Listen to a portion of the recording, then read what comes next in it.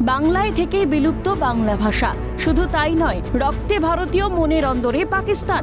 ভারত পাক যুদ্ধের মধ্যেই অন্য চিত্র কলকাতা পুরসভার বাইপাস সংলগ্ন 108 নম্বর ওয়ার্ডের গুলশান কলোনিতে। লোকমুখে প্রচলিত রয়েছে গুলশান কলোনিকে মিনি পাকিস্তান বলা হয়ে থাকে। চিত্রটাও সেই একই। দেওয়াল থেকে শুরু করে দোকানের নাম, পোস্টার, ব্যানার সবকিছুই উর্দু ভাষায় লেখা। যেখানে ভারত পাক সংঘাতে বাড়ছে উত্তেজনা, সেখানে এলাকা জুড়ে যেমন রয়েছে উর্দু ভাষার দাপট, ঠিক তেমনই বাসিন্দাদের কথাতেও স্পষ্ট পাকিস্তানের প্রতি প্রেম প্রীতি।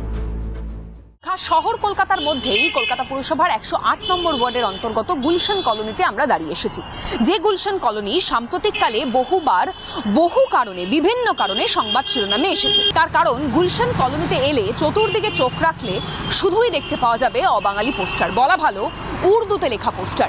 যে গুলশান কলোনি একেবারে শহর কলকাতার প্রাণকেন্দ্র ইএম বাইপাস সংলগ্ন লাগোয়া অঞ্চলে অবস্থিত, যার কিছুটা অন্তর্গত কিছুটা দূরেই দেখতে পাওয়া যায় একেবারে হাই রাইজ বিল্ডিং থেকে শুরু করে উন্নততর কলকাতার প্রমাণ। সেই গুলশান কলোনিতে এলেই আপনার চোখে কোথাও ধরা পড়বে না বাংলাতে লেখা কোনো পোস্টার।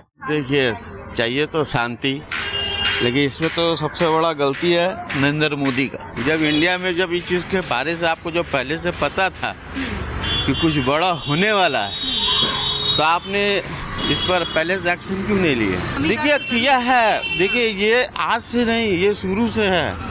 जब से इंडिया पाकिस्तान अलग हुआ है, कुछ भी इंडिया में होता है ना, पाकिस्तान के ऊपर बम फोड़ा जाता है। जब हमको पता है कि मेरा पड़ोसी ऐसा है, तो हमको तो अलर्ट रहना चाहिए ना। नहीं, इंडिया से कुछ होने वाला नहीं है, लेकिन यूज करे फायदा तो नहीं है ना। आप लोग चाह रहे हैं युद्ध नहीं, शांति चाहिए? नहीं, हम लोग चाह रहे हैं शांत हो जाए। लड़ाई क्या कोई लड़ाई करके कुछ होगा नहीं, शांति होगा, दोनों तरफ से बात होकर शांति हो जाएगा तो अच्छा होगा। लेकिन पाकिस्तान वालों ने जो हमारे ऊपर अटैक किया है, इसके लिए तो हमारे सेना उसके लिए इधर से जवाब देना चाहिए। जो अटैक इधर उधर से किया है, उसके लिए इधर से भी उसको जवाब मिलना चाहिए। অ্যাটাক না হওয়াই ভালো, দুজনে একসঙ্গে থাকাই ভালো। কারণ হচ্ছে মিউচুয়াল আন্ডারস্ট্যান্ডিং থাকাই ভালো। কারণ হচ্ছে এই অ্যাটাক করবে, ও অ্যাটাক করবে, জনসাধারণ মরবে। পাশাপাশি কিছু মানুষের বোঝার অক্ষমতা থাকার কারণে তারা দেশের ভালো বোঝে না।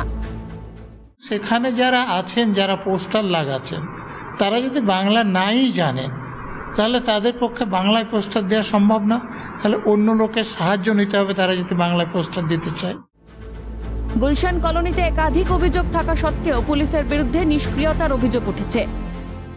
দুঃখের বিষয়, পুলিশের লোকেরা, সেটা রাজ্য সরকারের বলুন, কেন্দ্রীয় সরকারের বলুন, যে দল ক্ষমতায় থাকে তাদের অঙ্গুলি হিলনে তারা কাজ করে। তো যেখানে শাসক দলের নেতাদের দুর্বলতা আছে, সেই জায়গাটাকে ব্যবহার করে যারা অপরাধী, এমনকি বাইরের দেশ থেকে আসা লোকেরা সেই সুযোগটা নিয়ে সেখানে বসবাস। নেতারা দেশের স্বার্থ ভাবলে এটা হতে পারত না। নেতারা শুধু নিজেদের স্বার্থ ভাবছেন বলে ঘটছে। ভারত পাক উদ্বেগের মধ্যেই গুলশান কলোনির চিত্রটা বলছে অন্য কথা, উস্কে দিচ্ছে প্রশ্ন, তাহলে কি বাংলায় থেকে বাংলা ভাষাকে উপেক্ষা, এমনকি দেশে থেকেও মনে মনে পাকিস্তানের প্রতি প্রেম? একেবারে বাংলার মধ্যে শহর কলকাতার বুকে 108 নম্বর ওয়ার্ড, পাশেই যার একেবারে ইএম বাইপাস লাগোয়া উন্নততর এলাকার উদাহরণ, সেখানে দাঁড়িয়ে বাংলা ভাষার এহেন বিলুপ্তিকরণ, পাকিস্তানের প্রতি এহেন প্রেম। সত্যিই কি প্রশ্নটা কোথাও গিয়ে জানান দিচ্ছে না কোথায় গিয়ে আমরা বসবাস করছি বা কাদের সঙ্গে আমরা বসবাস করছি? প্রশ্নটা কিন্তু থেকেই যাচ্ছে। ক্যামেরায় জনি মণ্ডলের সঙ্গে অভিরূপা সাহা, ক্যালকাটা নিউজ, কলকাতা।